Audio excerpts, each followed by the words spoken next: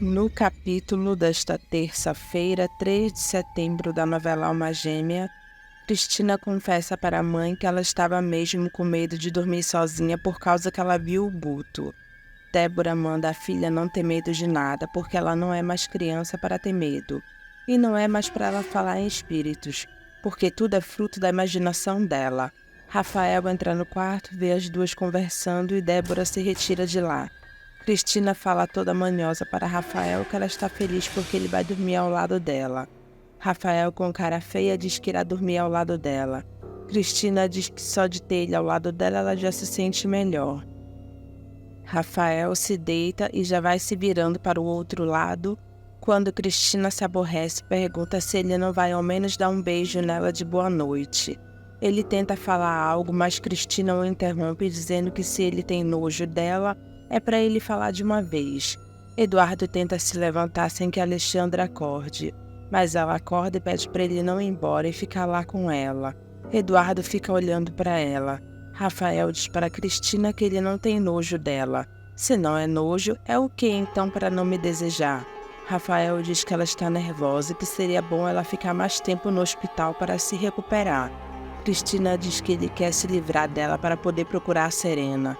Rafael diz na cara dela que ela sabe muito bem que ele teria procurado a Serena se não fosse pela farsa que ela armou e pela criança que ela estava esperando.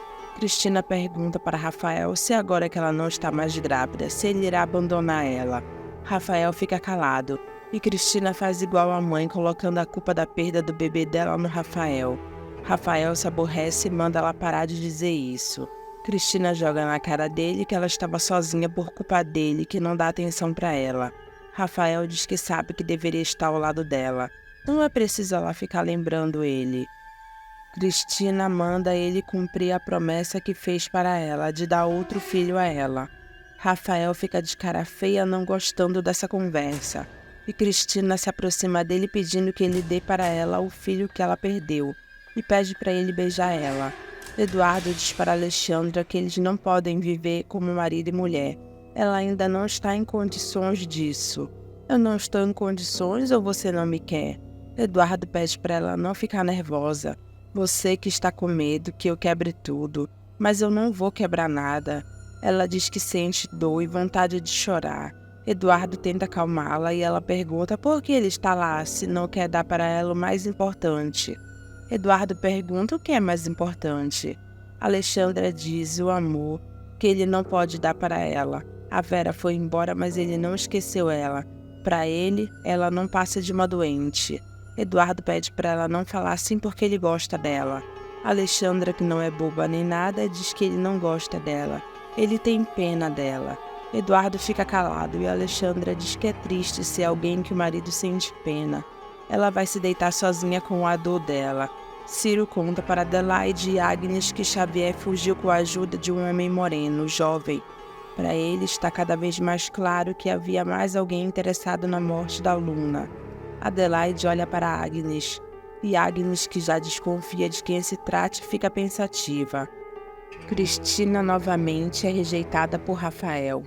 Ele diz que ela está completamente descontrolada. Ela pergunta como ela pode ficar calma se o marido dela rejeita. Olhe para mim, Rafael, eu sou linda, não sou? Eu sempre atraí os olhares dos homens.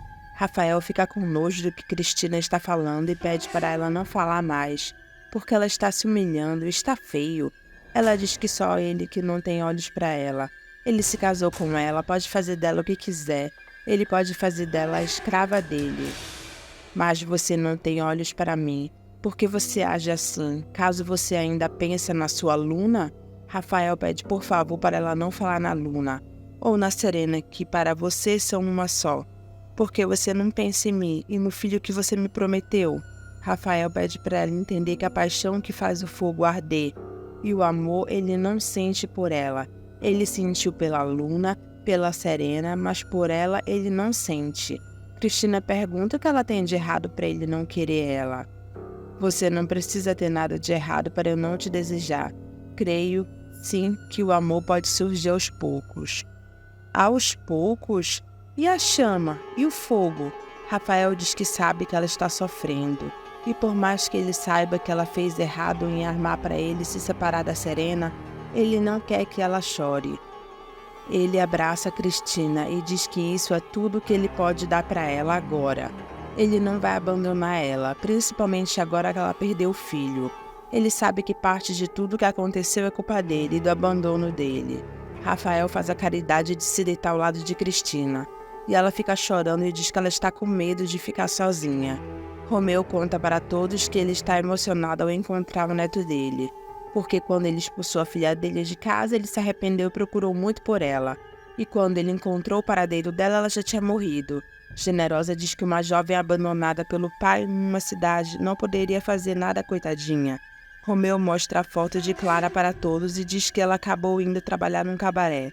Ruberval diz que ela parece uma santa e pede para Dalila ver a foto da mãe dele. Osvaldo vê a foto da mãe de Ruberval, que estava pelada, e diz: "Epa!" Romeu toma a foto de Osvaldo e diz: "Epa, não." Osvaldo fica olhando para a cara dele. Vitório torna a dizer para Olivia que é perigoso guardar dinheiro todo em casa. Ela inocentemente diz que ninguém sabe que o dinheiro está sendo guardado lá. Só eu, a Mirella, você e o Carlito. Vitório pergunta se ela está achando que ele pode roubar ela.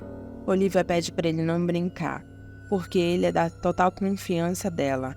Se não fosse ele, ela nem sabe o que seria dela. Você sabe que eu só quero o seu bem, por isso eu acho que você deveria colocar o dinheiro no banco. Olivia, como é cabeça dura, diz que não adianta mais colocar o dinheiro no banco porque ela pagará as dívidas nos próximos dias. Ofélia vê a foto da mãe de Ruberval pelada e diz que isso não é foto de mãe que se apresente. Divina fica de boca aberta ao ver a foto da mãe de Ruberval pelada. Generosa diz que teve pena de Clara porque o Romeu colocou ela para fora de casa. Terezinha vê a foto de Clara e diz que ela não sabe como um homem poderia pagar para ver a foto de uma mulher tão gordinha assim. "Olha, você respeita minha mãe, Terezinha, você que é gorda." Terezinha se acha dizendo que o corpo dela é perfeito. Romeu chama todos da pensão de salafrários e aponta para a Generosa, dizendo que ela principalmente que quis fazer o safado do Alaô se passar pelo neto dele. Alaô, com a maior cara lavada, diz: "Eu?" Romeu xinga Alaô, dizendo que vai chamar a polícia por ele ter tentado se passar pelo neto dele. Alaô tem a cara de pau de dizer que ele só ficou com dó dele, que queria tanto um netinho. "E você, dona Terezinha, que roubou a correntinha para se passar por minha neta? A senhora não tem idade nem para se passar por minha tia." Terezinha diz para ele não ofender ela.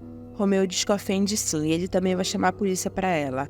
Ruberval pede para o avô perdoar eles e diz que é porque todo mundo lá vive pendurado e eles quiseram aproveitar a oportunidade.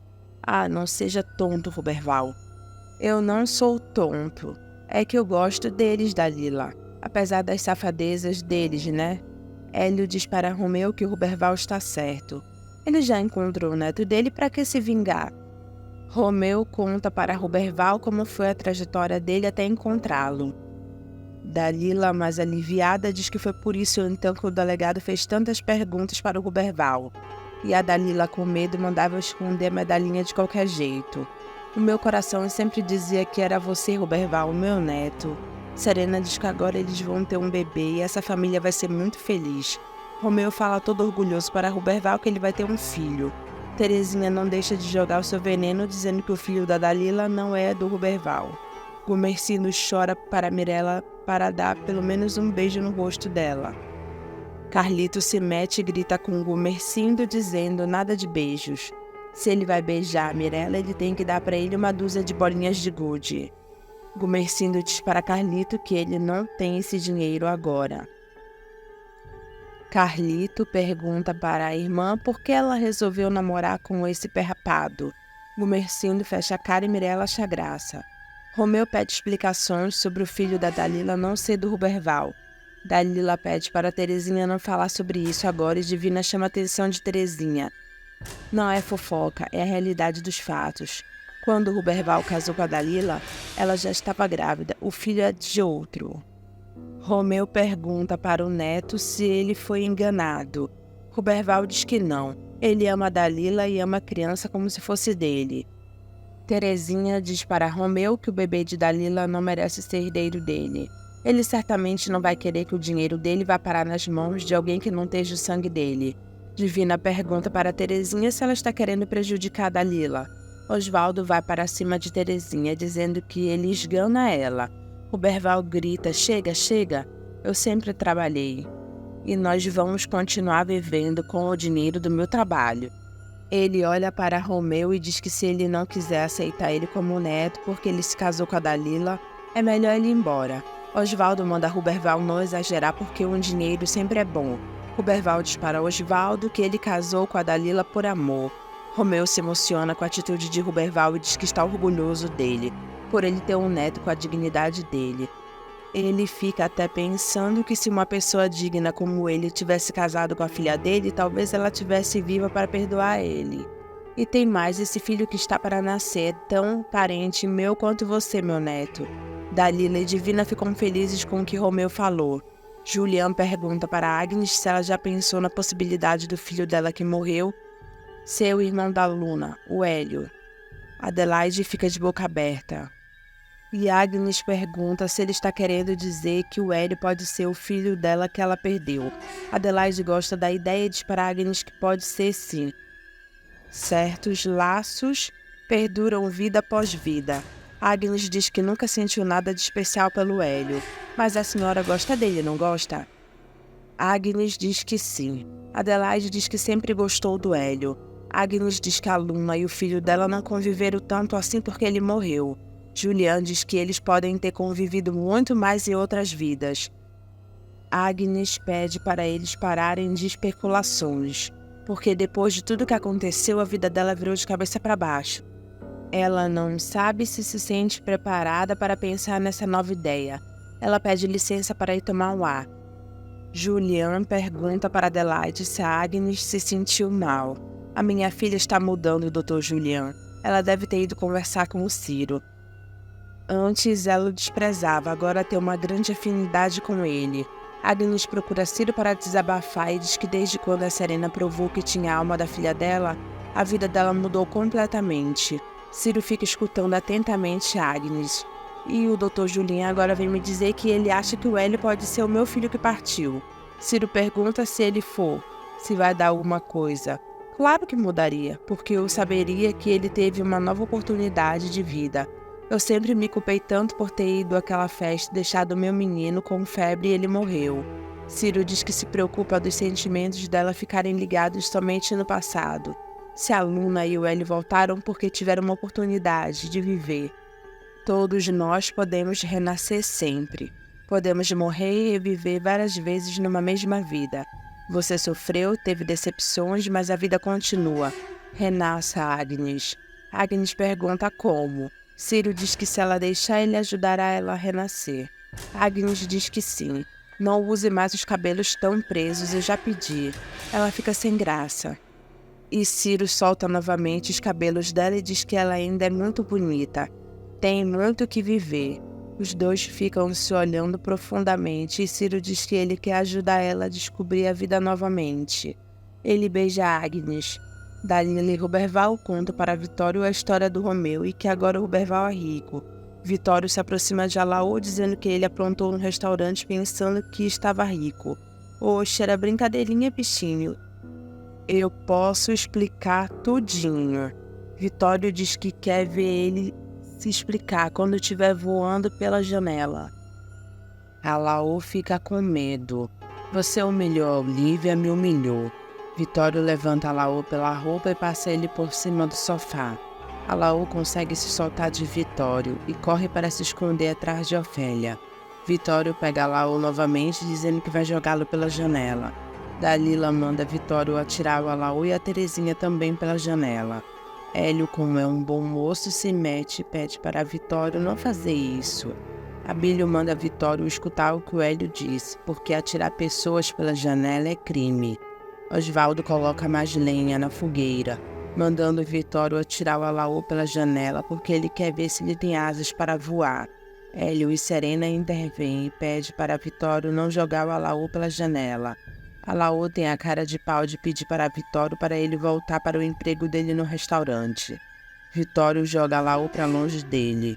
Jorge pergunta para Alaô se ele está maluco. Depois do que ele fez, ainda quer voltar para o restaurante? Comercindo diz para Laô que ele é muito atrevido. Vitório diz para Laô que naquele restaurante ele não pisa nunca mais, nem que ele lave o chão com a língua, e o chama de safado. Laô cutuca Vitório na ferida dele, dizendo que ele só está falando assim porque ele obrigou a separada a servir ele no restaurante como garçonete. Ele fica todo estressado quando falam da separada. Vitório fica com raiva e diz que agora ele vai voar. Ele coloca Laô perto da janela e o joga por ela sem dó. Todos da pensão ficam gritando horrorizados. Vitório diz que iria perdoar o Laô, mas mexeu com a Olívia e ele fica fora de si. Ofélia pergunta para Vitório se ele só pensa na separada. Será que ele não vê que ela não é para ele? Vovó, não mexa com a Olívia, ou eu a jogo também. Todos ficam horrorizados ao ver Vitório nervoso por causa da Olívia. Enquanto isso, a Laô está no chão reclamando de dor nas costas, dizendo que se lascou todinho.